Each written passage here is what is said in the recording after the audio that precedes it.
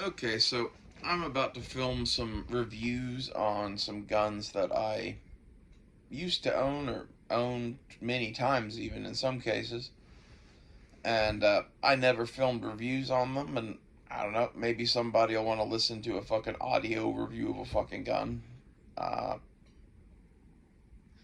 but several of those guns are bullpups. And I wanted to make this video first saying, hey, this is what these videos are, and at the same time addressing why I say bullpups suck. Because I think they do, and there's a bunch of shit that I can say kind of about all of them, and some other shit that I want to say mixed in this video. And then I won't have to fucking repeat myself over and over and over again because I have three bullpups I'm probably going to review. My buddy Blazer wants to buy a Steyr AUG, and he's had one before. And at this point, I'm just embracing the madness and telling him to fucking buy it. And this video's for him. And so are the other bullpup reviews, basically. I'm going to try to uh, not dissuade him from buying a bullpup. He's going to do that. But I'm going to try to convince him to buy something other than the Steyr AUG. So let's give that a go. So why do bullpups suck? Basically, they're trying to achieve a very short overall length while maintaining a full length barrel. And that's kind of a cool idea, but all of the executions of that idea are pretty much abysmal to various levels. Like, I've never seen a bullpup that I'd be like, man, I'm glad I have this instead of an AR-15. Most bullpups, I would rather have some AK variant than have them. You know, like especially like an AK-74 or like a 5.56 Bulgarian AK maybe. I would definitely take either one of those over any flavor of bullpup. And the main reason is just shooting ergonomics. When you do this bullpup shit, it puts all the action in the back of the gun, and it makes the gun thick as fuck and a giant plastic, usually, contraption. And I don't like any of that, and I don't like my magazine being moved behind my hand. I prefer to have the magazine out in front of my hand to work with it, and if it's there, then the whole action is there, and that means the rest of the controls are there. When you do this bullpup shit, either your controls are back there where the magazine is, or there's some sort of linkage system bullshit to put the controls out front. And that's basically not good. And the most concerning one of these linkages is the trigger itself. Pretty much almost every bullpup has some sort of linkage between some sort of a trigger pack in its rear and an actual trigger that you pull out front. Because there's only so many ways to skin a cat on that one. And that whole notion produces some of the shittiest triggers in the world. I will say that of the bullpups I personally owned, they were both Tavors. I had a Tavor TA-21 and a Tavor X95. And the triggers on both of those, I would say, are acceptable. However, I've also shot Steyr AUGs, FS2000s, P90s, even though it's kind of a weird bullpup. It is technically a bullpup. Trying to think of other ones I've shot. I've shot some of the AK bullpups. I don't remember which ones. They were always somebody else's gun. I think I handled one of the Desert Tech guns, and I just wasn't impressed with it. It was one of the 5.56 semi-automatic things that they make. that I think can actually convert to 308 too. So I didn't get to shoot that, but I handled it, and it's just like any other fucking bullpup. Like, it's very expensive on top of that. So it's like, you know, shit, a fucking AUG or a Tavor is like $2,000, and that's crazy fucking expensive. Why don't we make an even more ridiculous bullpup and sell it for $4,000? Or whatever it is Desert Tech sells those things for. And this is another big drawback, in my opinion, is just the cost of bullpups. The cheap ones are like somewhere near $2,000. Trying to think of one that I've seen cheaper than Kel-Tec. Kel-Tec does make stuff cheaper than that, but friends don't let friends buy Kel-Tec. If you want to buy a sub 2000 from them, okay, that's probably the best gun they make. Anything else in their catalog, I would highly discourage you from ever owning. They can barely pull off that plastic folding blowback 9mm subgun. I definitely wouldn't buy a fucking KSG or any of their bullpup rifles. Just in my opinion, they're kind of pieces of shit. You know, and like everybody's entitled to their opinion or whatever. I have owned a ton of Kel-Tec guns, and basically none of them ever made me think, man, you know what I want from this company? A fighting rifle. In fact, usually every gun that I owned from them made me think, Jesus Christ, why did I do it again? So friends don't let friends buy Kel-Tec. Other than that, there's no really affordable bullpups. They're all kind of $2,000 or more. And when I say affordable, like, to put this into comparison for you, the thing it competes with in my mind is that you can get a 11.5-inch upper from PSA for $289, and then you can get a complete lower from them, or a stripped lower and some parts, for probably another $100 or so. So you got like $400 into an 11.5-inch AR pistol that is the same size or shorter than all of these bullpups. It isn't ballistically superior like they are or whatever, but like, look at the cost. If you need a compact gun, going like an 11.5 AR pistol build is a much, much more cost-effective way to go. And you are giving up the 16-inch barrel or 18-inch barrel performance of 5.56.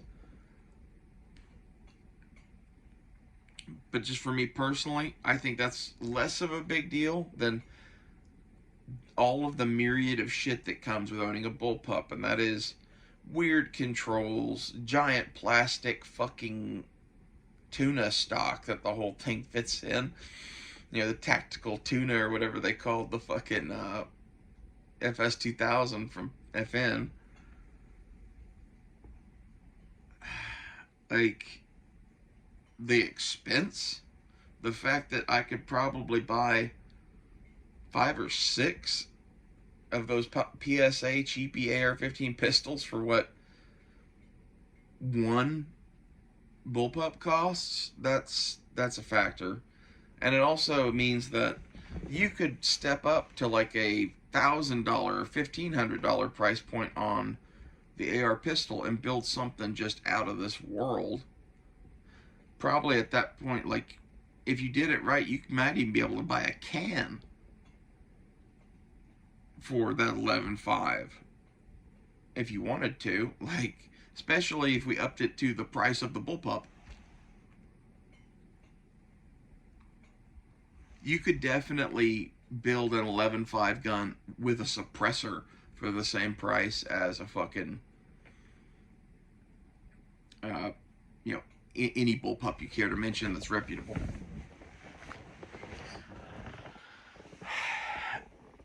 Now, in addition to all of that, now you have to figure out how you're going to sling it and how you're going to carry the damn thing And the reason I bring that up is naked with iron sights, those guns weigh more than AR-15s. You're going to bolt all sorts of shit to yours. You're going to end up with a 10 or 11 pound tactical tuna. And, gee howdy, that sounds like a good catch, boy, but it ain't. The AR pistol I described, if you just put a little red dot on it and a flashlight, is like maybe 6.5 or 7 pounds at the most.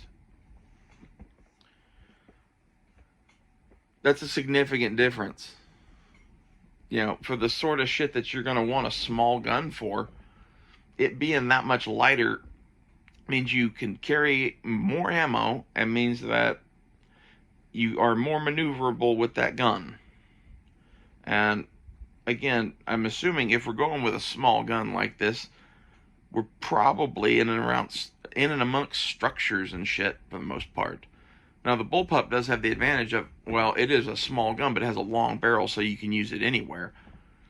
Yeah, in theory. That's like the theory that, like, the only hammer you'll ever need is a 3-pound shop hammer, because all you have to do is be gentle when you need to be gentle, and then smash shit when you need to smash shit, right?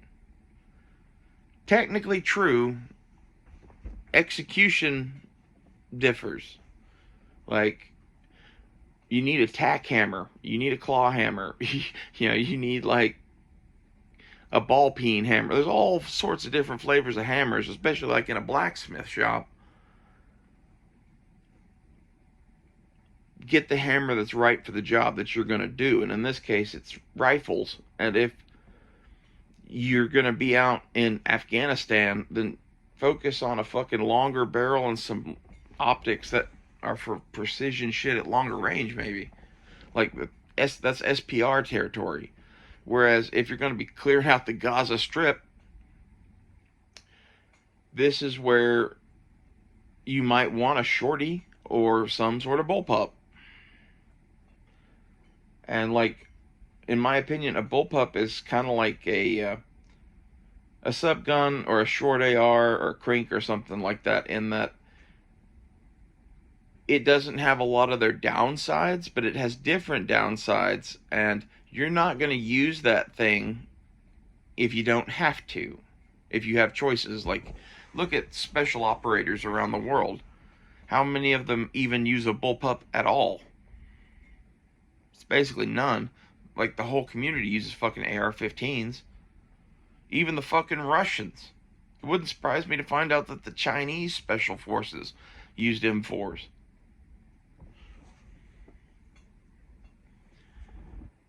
So, with all that being said, like, why are you spending $2,500 or whatever it is on a bullpup? Well, it looks cool. Oh, it looks cool, and now you have a fucking horrible ass gun for most situations that has zero parts commonality with anything else anyone around you has. Like, if you break a bolt on something like a Steyr AUG or a Tavor, good luck borrowing one of those from your buddy. You could do that with an AR-15. It's about the only gun you could do that with, but you could do that with an AR-15.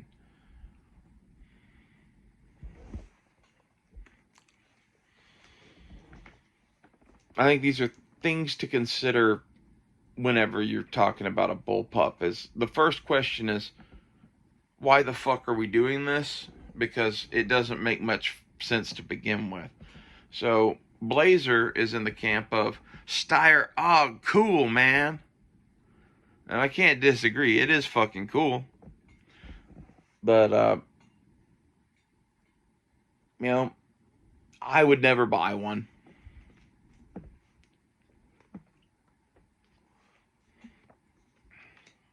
Now, does that mean he shouldn't? No. But I think there are wiser uses of his money. And he continually talks to me about getting a Steyr AUG and wants to know my opinion of it and whatever. So this is some of the shit that you should consider. I've told him some of this via text message. I don't know how many times, but he likes the videos, and I'm going to make him some reviews on bullpups, and I think this is the correct thing to have said at the outset of fucking bullpup reviews, and that is, don't buy one. For the most part, like, the only reason you should ever buy one is I want a real small gun with a long barrel for some reason, and I just think it's cool. And if you just think it's cool and you can put up with all this shit and make it work, good on you. I think you're handicapping yourself, and especially seeking out any kind of training or whatever, that's going to be a giant pain in the ass. Like, some stuff will translate over or whatever, but like, most training in the US is kind of AR centric. A little bit of AK. Ain't nobody but Steyer probably teaching Steyer AUG classes. And the chances that your instructor at some tactical course somewhere, like go to Thunder Ranch or something, the chances that your Thunder Ranch instructor has handled a bullpup or shot a bullpup a handful of times in their life, and it was never the Steyer AUG you're bringing, that's a distinct possibility. Bullpups are uncommon enough, in the US at least, that most people don't have a whole lot of experience with them. And I think that's some of our attraction to them, is our military didn't adopt one. We have no experience with it. It's always that cool foreign gun that, like, the French or the Brits or the fucking Aussies or the Austrians or somebody like that has. And it, from a distance, ooh, look at that sexy, cool foreign gun. But then you find out that that sexy, cool foreign gun doesn't speak English and can only cook Slavic food. And you don't like Slavic food, then maybe that mail order Russian bride or whatever isn't for you. Maybe you ought to find a good American girl. You know, a hard-working single mother of 18 kids who's a stripper and has 16 tattoos that, you know, make her look like an AR-15 painted with tiger stripes.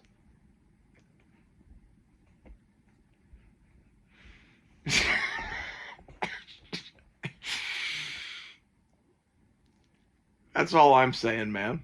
Is you're buying into some like weird shit for no particular reason. She's crazy hot. That's your reasoning. You're bringing home a Russian stripper that you met in Moscow and married, and saying, but she's crazy hot, even though she doesn't speak English and has no idea what the fuck is going on. Yep, she's crazy hot. I'll give you that. The Steyer AUG is a sexy bitch. But she is from fucking Austria. And that's something to consider before we just jump into fucking marrying the bitch. Is that something that you can live with? The fact that they're kind of weird in Europe. And then we do the little dance, yeah. And like Austrians and Germans are so close, they must be just as weird. It is the ultimate Glock accessory. Everybody's always like, why doesn't Glock make a 9mm carbine? Make a little PDW bullpup kind of thing that takes its Glock mags. Because in Austria, when you want a little PDW thing, that's the fucking Steyer AUG. That's what everybody's got. Like, why on earth? Like, if you want a little thing in 9mm, the Steyer AUG converts to 9mm, even. Like, that's why there isn't a Glock carbine, I guarantee you. Like, if they were going to try to compete with Steyer to win the Austrian military contract, you might see some sort of thing that is convertible between 5.56 and 9mm, and a bullpup probably. Like, that wouldn't surprise me to see that come out if they were going for the military contract against Steyr. But I don't think Glock will ever do that because they like selling their pistols. And Steyr's pistols really aren't any competition for them. And Steyr could change that pretty rapidly, actually. You know, they, at the moment, kind of put out some weird designs or whatever that are really good guns. They aren't as popular as the Glocks. They could make a part-for-part copy of the Glock, basically, and stamp Steyr on the side of it, and make it half the price, and just really hurt Glock if they wanted to. And there's probably some sort of friendly relationship there, I would imagine. Anyway, that has nothing to do with why bullpups suck, though, but add it in. Bonus, why isn't there a Glock carbine? That has something to do with it, I guarantee you. Like, Steyr doesn't really have any serious pistol efforts, you know. If they did, they would be doing different stuff. Anyway, reliability-wise, I think most of the modern bullpups are pretty decent as far as, like, the AUG and the Tavor go. Even the FS2000, I think, works for the most part. The Kel-Tecs, I wouldn't trust for anything. It's a range toy at best, and it's one that's going to break a lot. And,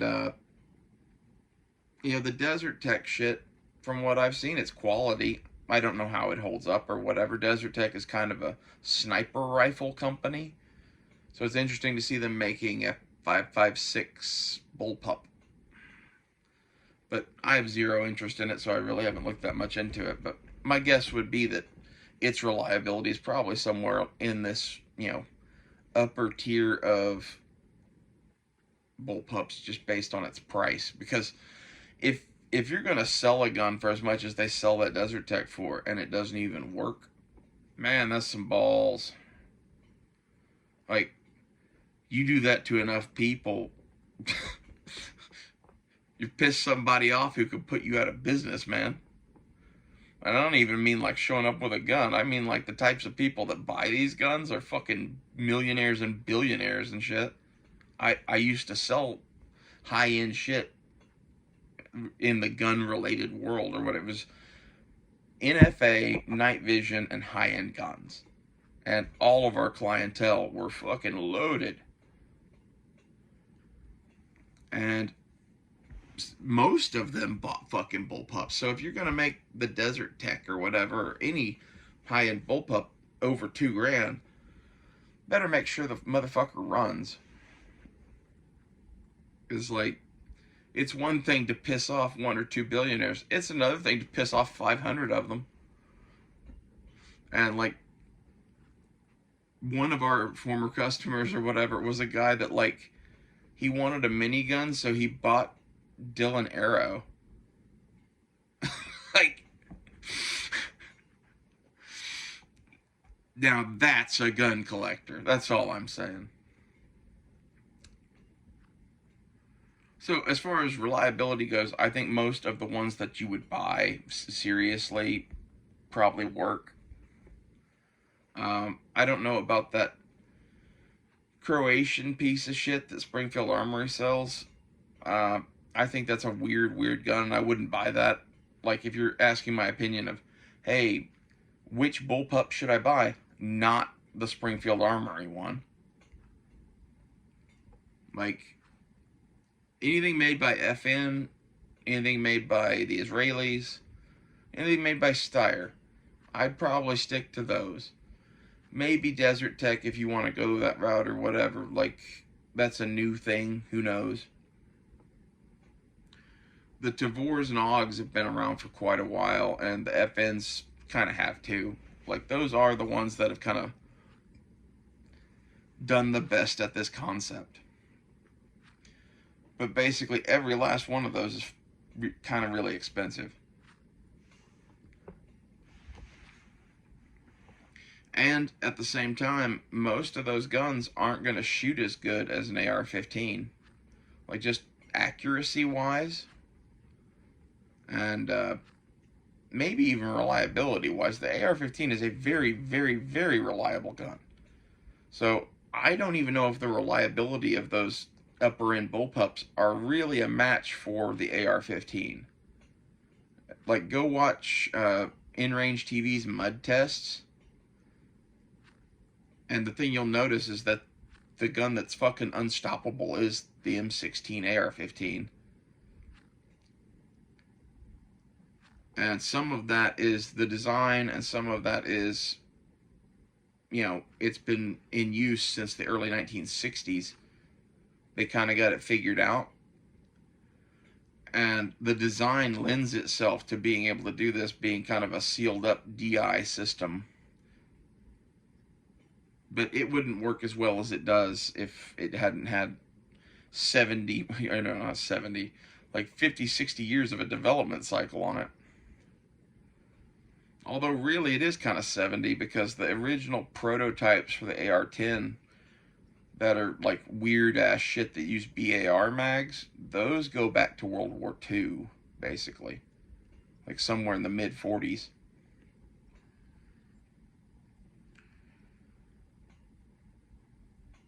I kind of just view this whole concept as being flawed from the get-go. You know, there's no real good way to do this. It's sort of like, man, wouldn't it be cool if I had an RV that was like a monster truck that was four-wheel drive? Like, that's okay. Where are you going to drive that? When are you going to use that? That's just a ridiculous thing to own. That's how I feel about bullpups. They are not the answer to any question, really. They are a kludge to kind of make a full-sized rifle as good at CQB as a submachine gun. And some of them succeed at varying degrees, but most of them can't hit the high highs of something like a short AR or short AK. And price considered, it's even more nuts. Pretty much caliber wise, all bullpups are 5.56, I believe. Like, that Desert Tech I think can go to 308. There might be some other 308 bullpups. And then like there's some AK shit that is really shitty and kludgy that is in 7.62 by 39. So caliber wise, you're kind of looking at 5.56 in my opinion, at least for any of the good ones.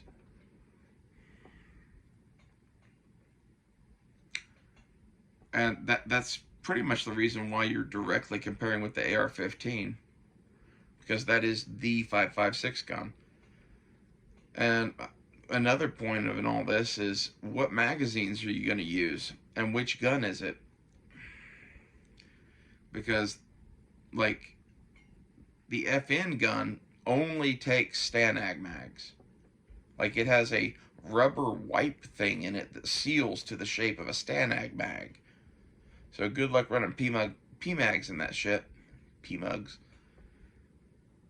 The Steyr AUG takes proprietary mags, and yes, you can get the NATO chassis conversion thing or whatever, but that thing kind of sucks. It takes away your bolt release, and I believe it makes it even to where your bolt locks open on the mag, but when you drop the mag, the bolt drops. And this means that you're going to have to run the whole action every time you reload. And this is going to make it slower. Especially slower than an AR. Like, you were already slower than an AR just by virtue of being a bullpup. And now you've decided to take on the worst characteristics of the AK-47. Congratulations. That's simply stunning. It's like watching a man tuck in his shirt at a table and then get up and like the whole tablecloth goes with him. Simply stunning, sir. Brilliant move.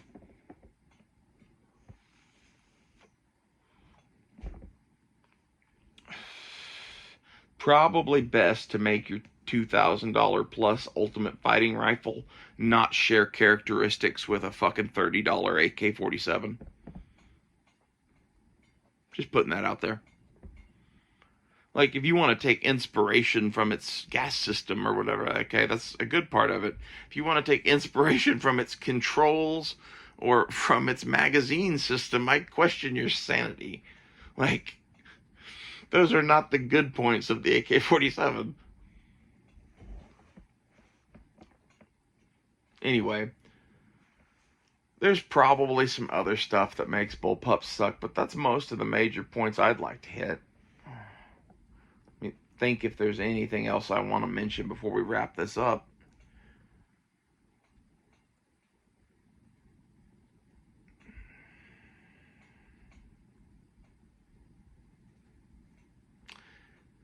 Suppressors.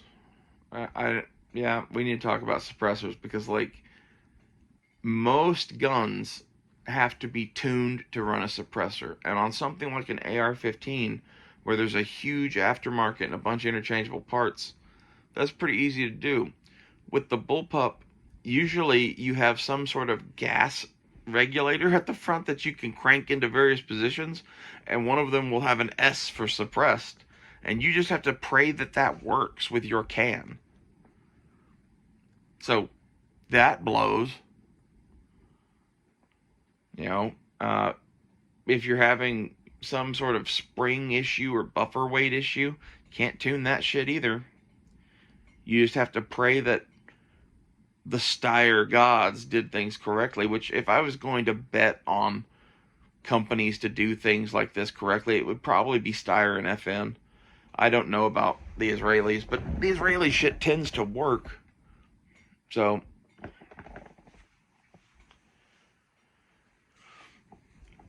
the ability to fucking tune the gun in general, I think, is a big upside with the AR-15 that you're just giving up. You're giving up a lot of shit. It's not necessarily that, you know, oh, the Tavor is such a shitty rifle. It's that the AR-15 is so good and has so many options and is so cheap. It's going to be difficult to argue with that. Like, this is the thing the U.S. military has run into whenever they try to replace the M4 is basically, if you're going to shoot 5.56, there's no fucking reason to. It's modular enough, you can always just put out a new specification for an upper, push pin it to all your lowers, and you have basically brand new guns. You know, the new SIG XM7 bullshit is a departure, and like, I don't think that gun's going to hang around as a general issue rifle. It might hang around in service as like some sort of DMR battle rifle kind of a thing, like replacement for the M14 in inventory sort of thing with something more modern. I could see that happening. I think this whole idea of we need to be able to penetrate Russian body armor, it's probably not realistic. Like, I'm sure that they have body armor now that stops 5.56 even at pretty close ranges. However, their pelvic girdle and head are not wearing armor usually. And with those being the facts, which are you better off doing? Knowing that they're wearing a fucking flak vest and shooting where it ain't, or fucking carrying some weird ass shit just to be able to shoot through the vest that they may or may not even be wearing. And it would be one thing if, like, you were doing this and it didn't have any negative effects, but there's a shitload of negative effects to the XM7. So the M16 AR-15 is probably going to be hanging around in inventory for a while until we get something to replace it that is of a newer technology, just because we feel we have to.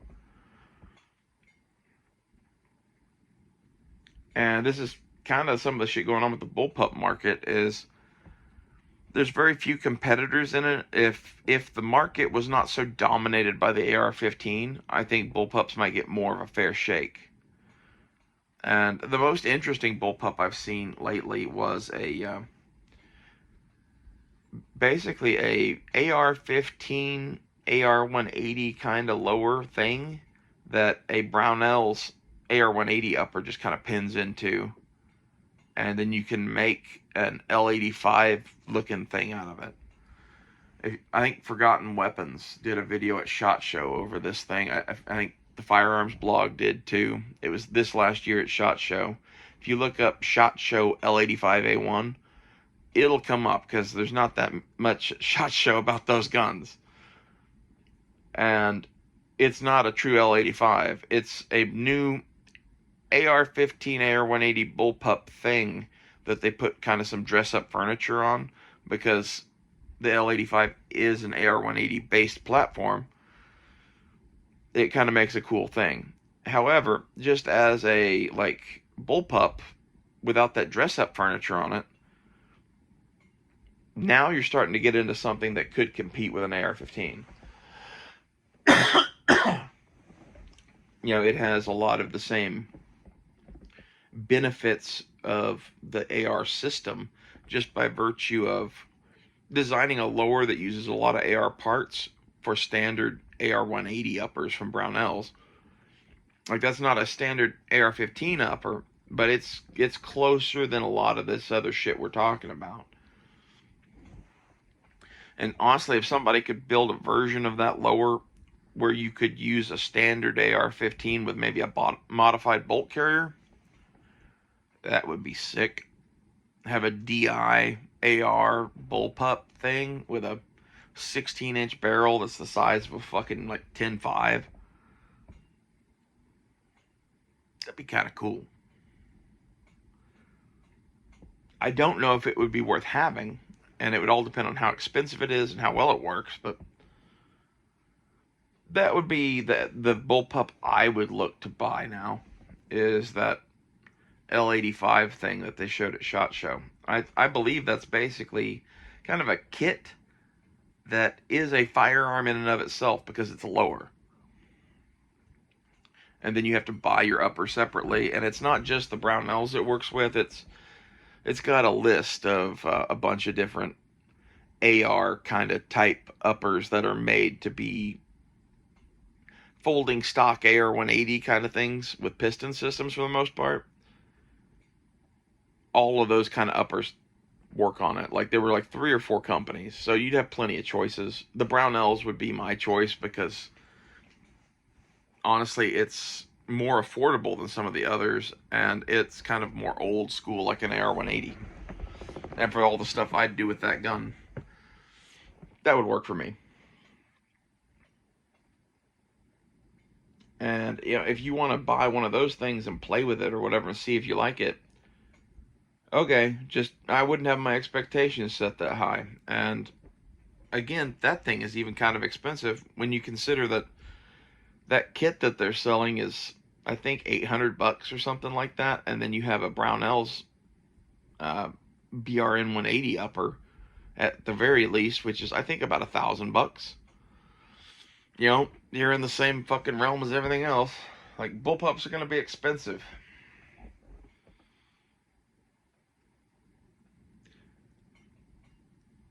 Is it a Gucci cool gun? It is. Is it, something that could be a grail gun for you? Certainly the Steyr could be. I don't know if any of the others really would be. But the Steyr and maybe the P90, I could definitely see being somebody's grail guns. And if that's you, go with God. Just understand that you're getting into a world of shit that is not the AR-15, and it's gonna suck.